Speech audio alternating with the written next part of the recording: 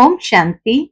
आज 9 सितंबर 2022 के बाबा के अनमोल मधुर महावाक्य सुनेंगे। आज की मुरली में बाबा कहे, जैसे जैसे तुम बच्चों की बुद्धि सात्विक होती जाती है, वैसे वैसे ज्ञान के गुह्य रहस्य को बहुत अच्छी तरह से बुद्धि से समझते जाते हो। उसमें भी विशेष, मैं आत्मा क्या हूं, मेरा बाप परमात्मा क्या है, उनका पाठ क्या है, मुझ आत्मा में जो अनेक जन्मों का पाठ भरा हुआ है, उसको अच्छी तरह समझने लगते हो। इसीलिए बाबा कहे, बच्चे जब तक जीना है तब तक पढ़ना है, सीखना है, क्योंकि इस पढ़ाई से ही तुम पावन बनते हो, पावन दुनिया के लिए। और जैसे जैसे पावन बनते जाते हो तो बाप समान बनना है। किस बात में बाप समान बनना है? तो बाबा कहे, जैसे बाप निरअहंकारी है, ऐसे बच्चों को भी सदा निरअहंकारी बनना है, पावन बनना है। यही बाप समान बनना है। सुनते हैं आज बाबा के मधुर महावाक्य। ओम शांति। मीठे बच्चे, जब तक जीना है तब तक पढ़ना है, सीखना है। तुम्हारी पढ़ाई है ही पावन दुनिया के लिए, पावन बनने के लिए। आज की मुरली से प्रश्न है, बाप किस गुण में बच्चों को आप समान बनाने की शिक्षा देते हैं? उत्तर है, बाबा कहते, बच्चे जैसे मैं निरअहंकारी हूं, ऐसे तुम बच्चे भी मेरे समान निरअहंकारी बनो। बाप ही तुम्हें पावन बनने की शिक्षा देते हैं। पावन बनने से ही बाप समान बनेंगे। दूसरा प्रश्न, जब बुद्धि अच्छी बनती है तो कौन से राज बुद्धि में स्वतः बैठ जाते हैं? उत्तर है, मैं आत्मा क्या हूं, मेरा बाप परमात्मा क्या है, उनका क्या पाठ है, आत्मा में कैसे अनादि पाठ भरा हुआ है जो बजाती ही रहती है। ये सब बातें अच्छी बुद्धि वाले ही समझ सकते हैं। आज की मुरली से पहले गीत बजा है, धीरज धर मनवा, तेरे सुख भरे दिन आए हैं। ओम शांति। बेहद का माँ बाप मिला तो धीरज मिला। किसको? आत्माओं को, व जीव आत्मा बच्चों को। आत्मा एक छोटी सी बिंदी है। दुनिया में एक भी मनुष्य नहीं जिसकी बुद्धि में हो कि आत्मा एक बिंदी मिसल स्टार है। तुम जानते हो कि हमारी इतनी छोटी सी आत्मा में 84 जन्मों का 5000 वर्ष का पाठ है। दूसरी आत्माओं में तो इतना पाठ भरा हुआ नहीं है।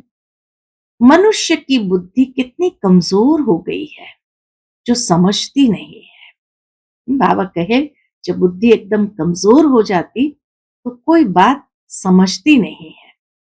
परमात्मा के लिए तो नहीं कहेंगे कि वह 84 जन्म व 84 लाख जन्म लेते हैं। नहीं, तुम बच्चे जानते हो, इतनी छोटी सी आत्मा में 84 जन्मों का अविनाशी पाठ नूंदा हुआ है। उसको कुदरत कहेंगे। बाबा कहे, ये पाठ जो भरा हुआ है उसको कुदरत कहेंगे ना। कितनी छोटी सी बिंदी आत्मा है जिसमें सब जन्मों का अविनाशी पाठ नूंदा हुआ है। वह कभी मिटता नहीं है, मिटने वाला भी नहीं है। कितना भारी वंडर है। आत्मा में जो पाठ भरा हुआ है वो कभी मिटने वाला भी नहीं है, न मिटता है। तुम्हारे में भी कोई है जो इन बातों को जानते हैं फिर भूल जाते हैं।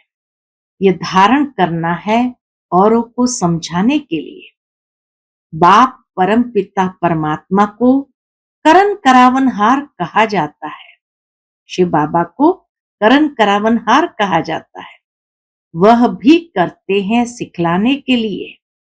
उनको निराकार, निरहंकारी कहा जाता है। उनका अर्थ भी कोई समझ न सके, यह गुण बच्चों को ही सिखलाते हैं। बाबा आकर बच्चों को भी निराकारी, निरहंकारी स्थिति में कैसे जाना है वो सिखलाते हैं। बच्चों को भी ऐसा निरअहंकारी बनना है। ज्ञान सागर है तो ज्ञान भी सुनाना पड़े ना। पतित पावन है तो जरूर आकर पतितों को ही शिक्षा देंगे पावन बनने की। पतितों को ही आकर शिक्षा देंगे पावन बनने की। जैसे सन्यासी शिक्षा देते हैं सन्यास करवाने लिए, यह भी 5 विकारों का सन्यास करना है। पतित पावन ही आकर शिक्षा देंगे, नहीं तो हम पावन कैसे बने। गाया भी जाता है, जब तक जीना है तब तक सीखना है, पढ़ना है। स्कूलों में तो ऐसे नहीं कहा जाता है, उसमें तो इस ही जन्म में पढ़ाई की प्रारब्ध भोगनी है। स्कूलों में जो पढ़ाई पढ़ाई जाती है उसमें तो इसी ही जन्म में पढ़ाई की प्रारब्ध भोगनी है। यहाँ तो कहा जाता है जब तक जीना है तब तक पढ़ना है, अंत तक कर्मातीत अवस्था को पाना है। आत्मा को योग से ही पवित्र बनाना है। जितना योग में रहेंगे तो तुम्हारी आत्मा गोल्डन एज में जाएगी। फिर आयरन एज में न आत्मा को न शरीर को रहना है। हम पढ़ते ही है पावन दुनिया में आने के लिए। ये ऐसी गुह्य बातें हैं जो कोई कब समझा ना सके। और तो मनुष्य क्या क्या करते रहते हैं। साइंस घमंडी कैसी कैसी चीजें बनाते हैं। स्टार मून पर भी जाने का पुरुषार्थ करते हैं। तुम समझते हो इनसे कोई जीवन मुक्ति नहीं मिलती है। करके अल्पकाल क्षण भंगुर सुख मिलता है। एरोप्लेन से सुख भी मिलता है तो दुख भी मिलता है। कल एक्सीडेंट हो जाए तो दुख होगा। स्टीमर डूब जाता है, ट्रेन का एक्सीडेंट हो जाता है, बैठे बैठे भी मनुष्य हार्ट फेल हो जाते हैं। सुख धाम तो है ही अलग, वहां सदैव सुख ही सुख है। इस दुनिया में जो भी सुख है वह है ही अल्पकाल का विष्ठा के समान। तुम बच्चों को अभी बहुत अच्छी बुद्धि मिली है। मैं आत्मा क्या हूं, मेरा बाप परमात्मा क्या है, उनका पार्ट क्या है, हमारा क्या पार्ट है, सारा बुद्धि में राज है। तुम बच्चों में भी सबके 84 जन्म नहीं कहेंगे। सब थोड़ी सतयुग में इकट्ठे हो जाते हैं। सबके 84 जन्म नहीं कहेंगे। बाबा कहे सब थोड़ी सतयुग में इकट्ठे हो जाते हैं, इसलिए सबके पूरे 84 जन्म नहीं कहेंगे। चंद्रवंशी में भी पिछाड़ी तक आते रहते हैं। वृद्धि होती जाएगी, जन्म थोड़े होते जाएंगे। यह विस्तार की बातें हैं।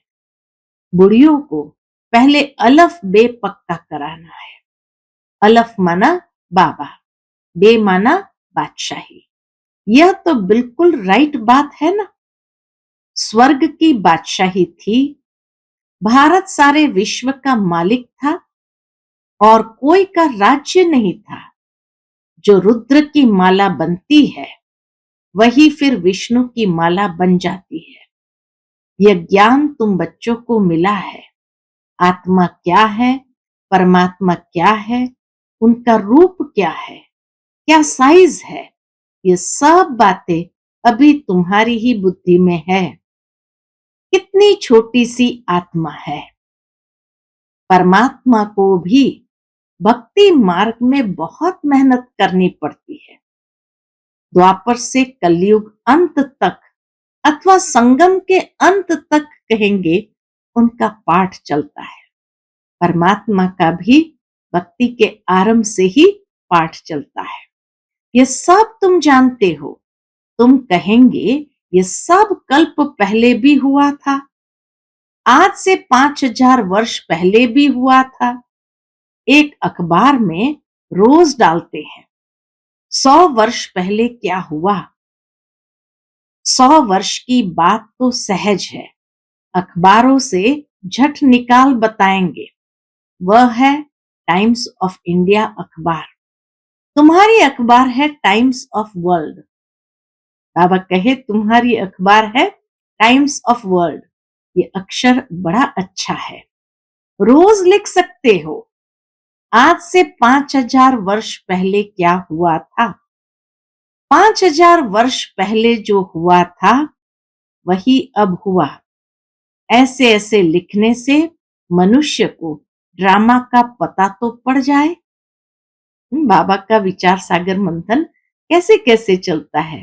टाइम्स ऑफ इंडिया देख करके बाबा कहते हैं times of the world. Magazine में भी लिख सकते हो, तुम बच्चों की बुद्धि में तो सारा राज है। आत्मा और परमात्मा का ज्ञान तो कोई भी मनुष्य में नहीं है, तो वह मनुष्य क्या काम का। तुम जानते हो मनुष्य ही 84 जन्म लेते हैं। पहले पहले ब्राह्मण वर्ण, फिर देवता, क्षत्रिय, वैश्य, शूद्र वर्णों में आते हैं। वर्ण तो यहां ही है, सूक्ष्म वतन में तो वर्णों की बात ही नहीं है। ब्रह्मा को प्रजापिता कहते हैं, विष्णु को प्रजापिता नहीं कहेंगे। ब्रह्मा द्वारा तो एडॉप्ट किया जाता है। विष्णु के 2 रूप, लक्ष्मी नारायण के तो बच्चे पैदा होते हैं जो तख्त पर बैठते हैं। शंकर को भी प्रजापिता नहीं कहेंगे। यह भी जानते हो जैसी जैसी भावना वैसे वैसे साक्षात्कार हो जाते हैं। बाकी वहां कोई सर्प आदि की बात नहीं है। बैल भी वहां हो न सके। सतयुग में बाबा कहे सर्प नहीं होगा और बैल भी वहां हो न सके। सूक्ष्म वतन में तो है ही देवता। सूक्ष्म वतन में जाते हो, बगीचा फल आदि देखते हो। क्या वहां बगीचा है? प्रैक्टिकल में सूक्ष्म वतन में कोई बगीचा है? नहीं। बाबा साक्षात्कार कराते हैं, बाकी है नहीं। बुद्धि कहती है वहां सूक्ष्म वतन में झाड़ आदि हो न सके। यह जरूर साक्षात्कार होता है। साक्षात्कार भी यहाँ का कराएंगे। यह सब है साक्षात्कार। इसको जादूगरी का खेल कहते हैं। यह कोई ज्ञान नहीं है। मनुष्य मनुष्य को बैरिस्टर बनाते हैं, वह कोई जादू नहीं कहेंगे, वह विद्या देते हैं। यह तुम्हारे को मनुष्य से देवता बनाते हैं नई दुनिया के लिए, इसलिए जादूगरी कहा जाता है। दिव्य दृष्टि की चाबी बाबा के पास होने कारण उनको जादूगर भी कहा जाता है। वह कहते हैं गुरु की कृपा है, मूर्ति से साक्षात्कार हुआ, उससे तो फायदा कुछ भी नहीं। यहां तो मेहनत कर स्वयं व लक्ष्मी नारायण सीताराम बन रहे हैं। यहां तुम आए हो सूर्यवंशी चंद्रवंशी डिनाइस्टी के रजवाड़े बनने। बाबा कहे यहां तुम आए हो किस लिए? सूर्यवंशी चंद्रवंशी डिनाइस्टी के रजवाड़े बनने। पहली मुख्य बात है, कोई नया आता है उसको बाप का परिचय दो। ब्रह्म तत्व महतत्व है। ब्रह्म परमात्मा नहीं है, ब्रह्म तत्व महतत्व है। शिव बाबा निराकार को कोई ब्रह्म तत्व नहीं कहेंगे। एक एक अक्षर का अर्थ है। तुम ईश्वरीय बच्चे हो, ऐसे नहीं कि सब ईश्वर के रूप है। यह बाप बैठ समझाते हैं। बाकी साक्षात्कार आदि की तो चिट चैट है। इनकी आश नहीं रखनी चाहिए। बाबा कहे कि आश नहीं रखो कि हमें भी साक्षात्कार हो जाए। समझते हैं अब खुद बाबा आया है तो साक्षात्कार करा देवे, परंतु यह सब है फालतू। फिर साक्षात्कार न होने से ना उम्मीद हो, पढ़ाई छोड़ देते हैं। साक्षात्कार में प्रिंस को देखते हैं तो समझते हैं हमको यह बनना है, खुशी हो जाती है। बहुत करके प्रिंस का ही साक्षात्कार होता है। अगर विचार किया जाए तो मुकुटधारी तो सब बनते हैं। मेल फीमेल में फर्क नहीं रहता है, सिर्फ फीमेल को लंबे बाल है, थोड़ा शक्ल में फर्क है। मेल फीमेल में बाबा कहे ज्यादा फर्क नहीं रहता है, सिर्फ फीमेल को लंबे बाल है, थोड़ा शक्ल में फर्क है। आत्माएं कितनी है, एक का नाम रूप न मिले दूसरे से। आत्मा में अविनाशी पार्ट है जो कभी बदल नहीं सकता। कैसे वंडरफुल खेल बना हुआ है। आत्मा को अनादि पार्ट मिला हुआ है। बाबा कितना सहज कर समझाते हैं। सिर्फ त्रिमूर्ति चित्र के सामने जाकर बैठो तो बुद्धि में सारा चक्र आ जाएगा। यह शिव बाबा है, यह ब्रह्मा है जिससे ब्राह्मण रचते हैं। अभी कलयुग है, फिर सतयुग आना है। चित्र के सामने खड़ा होने से जैसे कि सारे विश्व का खेल बुद्धि में आ जाता है। बाबा सिखाते हैं कैसे चित्र के सामने खड़े होकर के भी विचार सागर मंथन करना है, कैसे चक्र फिरता है, खेल में कौन कौन है, सब मालूम पड़ जाता है। रोज चित्र को देखते रहो, विचार सागर मंथन करते रहो। यह नरक है, यह स्वर्ग है, यह संगम है, कितना सहज है। बाबा एक एक बात सिखाते हैं कैसे विचार सागर मंथन करना है। रोज प्रैक्टिस करने से बुद्धि में रोशनी आ जाएगी। लक्ष्मी नारायण राधे कृष्ण के लिए भी लिखो। ब्रह्मा द्वारा सतयुग का वर्षा मिलता है, लक्ष्मी नारायण को ये प्रारब्ध कैसे मिली। बाबा कहे ये सब बातें फिर लिखो, जरूर संगम युग ही होगा जब ऐसे कर्म किए हैं। अंतिम जन्म में पुरुषार्थ से उन्होंने ये प्रारब्ध पाई है। ऐसे ऐसे ख्याल बुद्धि में आना चाहिए।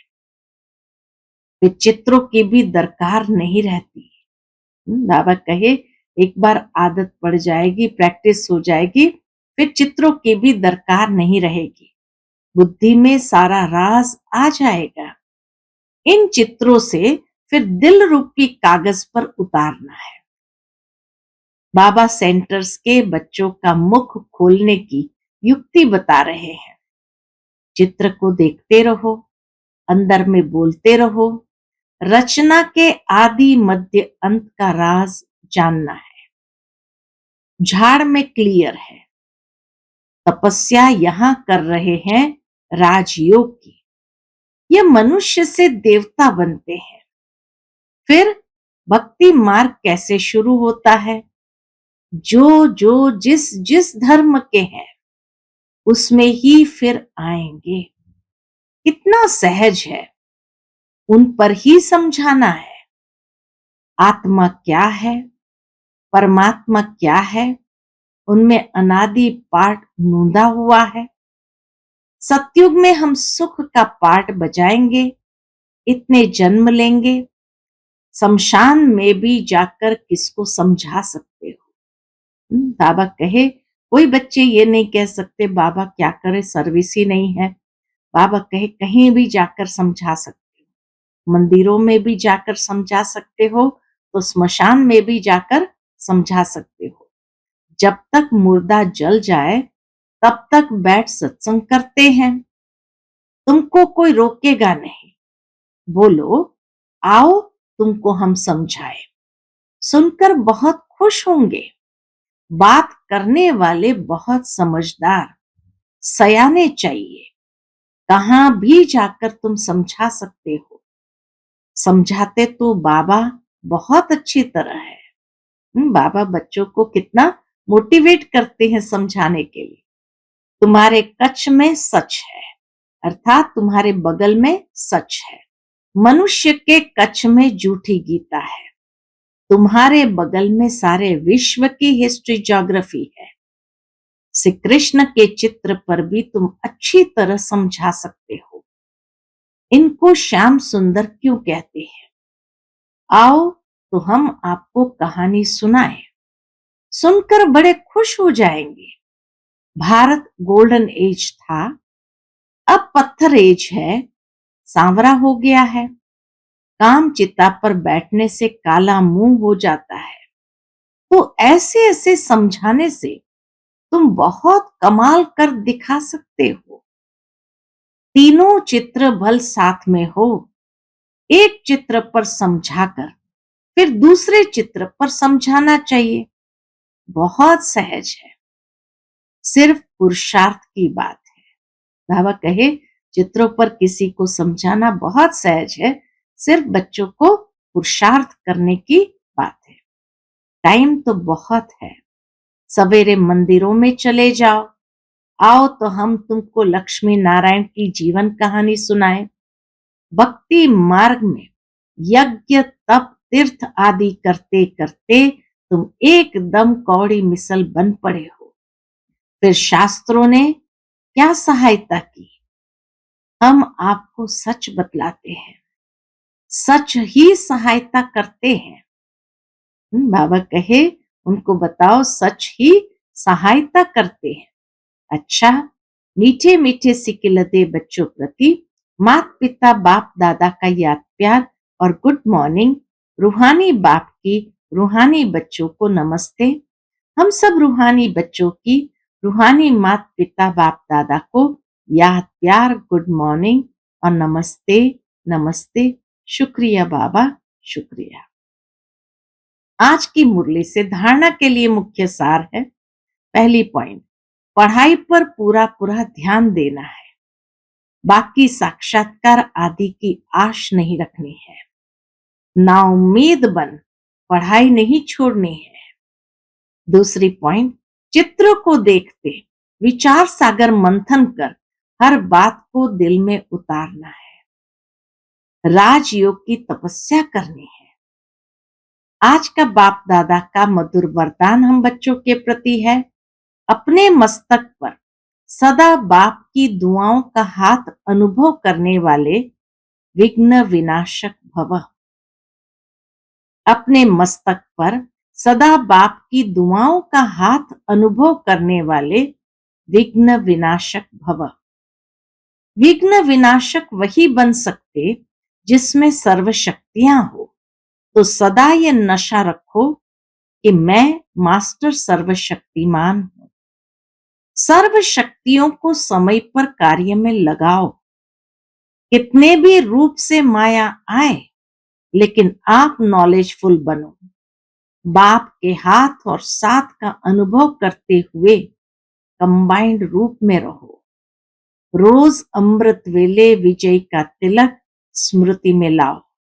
अनुभव करो कि बाप दादा की दुआओं का हाथ मेरे मस्तक पर है, तो विघ्न विनाशक बन सदा निश्चिंत रहेंगे।